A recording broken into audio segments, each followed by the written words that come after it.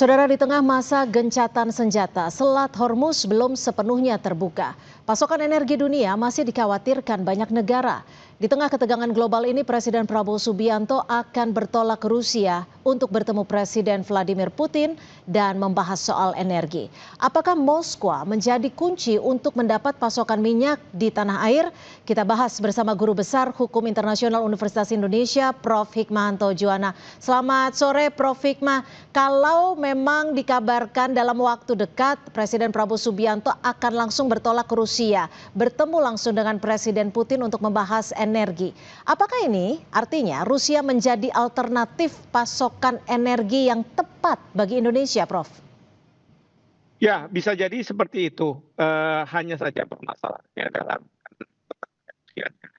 tapi negara Eropa yang Prof. Hikmah, mohon maaf audionya sepertinya kurang jelas, Prof.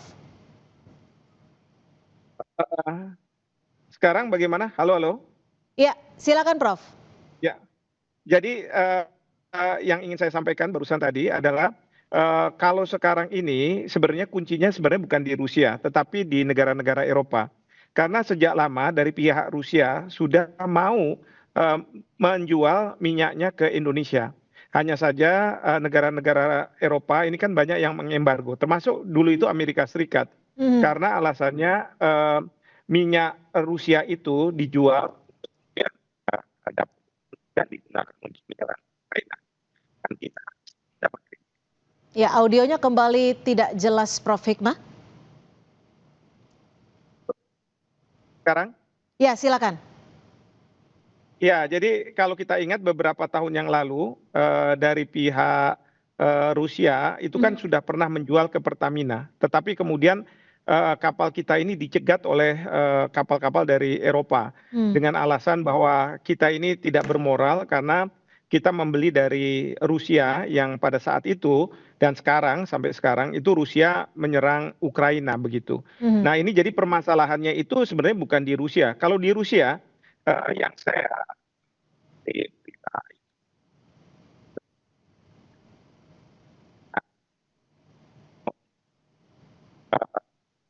Ya, Prof.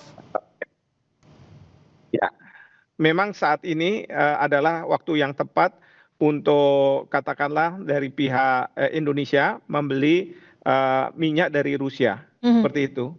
Nah, saat ini kan Hormuz belum sepenuhnya terbuka, bahkan 2 tanker milik Pertamina juga masih tertahan.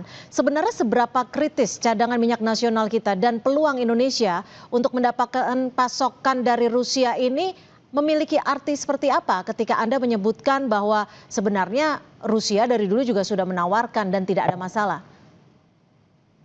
Ya.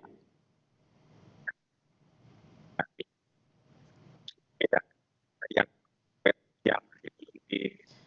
Prof. Hikmah, mohon maaf audionya tidak jelas, Prof.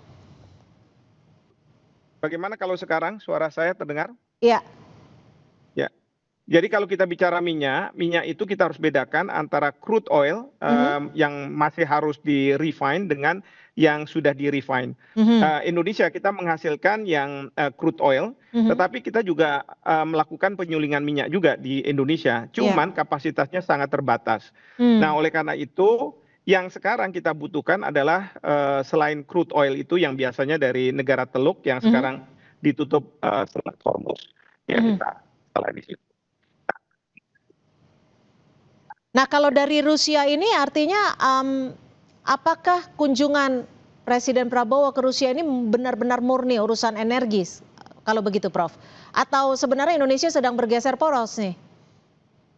Nah, kalau saya melihat tadi Pak Menlu mengatakan bahwa selain masalah energi, kita juga mungkin akan bicara mengenai masalah geopolitik.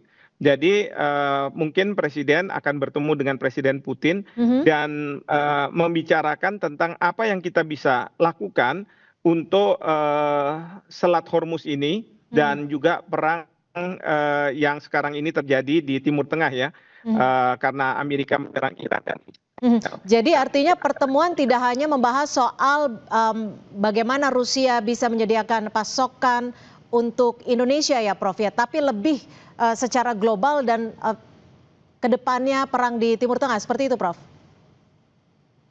Betul sekali, betul sekali. Hanya saja tadi Pak Menlu kan tidak membahasnya Mhm. karena apa? Karena memang mungkin ini merupakan pembicaraan yang tertutup. Mungkin ada move-move yang akan dilakukan. Mengingat kita tahu bahwa saat sekarang ini negosiasi yang Ya. sedang dilakukan antara Amerika Serikat dan Iran Mhm. belum mencapai hasil, Mhm. tapi masih ada waktu. Nah, mudah-mudahan di situ juga akan dibahas, kira-kira. Oke, Prof. Hikmah, ini kan kalau dilihat kondisi saat ini setelah gencatan senjata selama 2 pekan, Selat Hormuz yang ditutup Iran, eee, 2 kapal tanker Indonesia milik Pertamina belum boleh dipersilakan untuk melintas. Mengapa seakan-akan diplomasi kita saat ini lebih ke Rusia dibandingkan lobi langsung ke Teheran untuk membebaskan ataupun mempersilahkan tanker kita? Kalau soal tanker ini sebenarnya kita sudah dapat lampu hijau dari pemerintah Iran ya. Tetapi dugaan saya ada masalah teknis yang belum bisa diselesaikan. Mmm. Tadi Duta Besar Iran untuk Indonesia sudah juga menyampaikan bahwa ya, ya, dugaan saya tidak Ya. ada misalnya yang akan dikenakan. Ya, yang lainnya adalah kaitan. Ya, Prof, suaranya kurang jelas. Mohon maaf. Iya, Mudah-mudahan sekarang jelas ya. ah. Jadi masalah yang menjadi hambatan adalah protokol yang harus diikuti oleh Indonesia berkaitan dengan boleh bisa keluarnya Mmm. kapal Indonesia dari Selat Hormuz. Tapi Indonesia sudah dapat lampu hijau dari pemerintah Iran, bahkan pemerintah Iran mengatakan bahwa Indonesia adalah sahabat Iran Mhm. yang tidak kemudian dihalangi untuk keluar dari Selat Hormuz seperti Mhm. itu. Menurut prediksi Anda, apa sekiranya diplomasi yang akan disampaikan Presiden Prabowo Subianto kepada Presiden Trump, mohon maaf, Presiden Putin?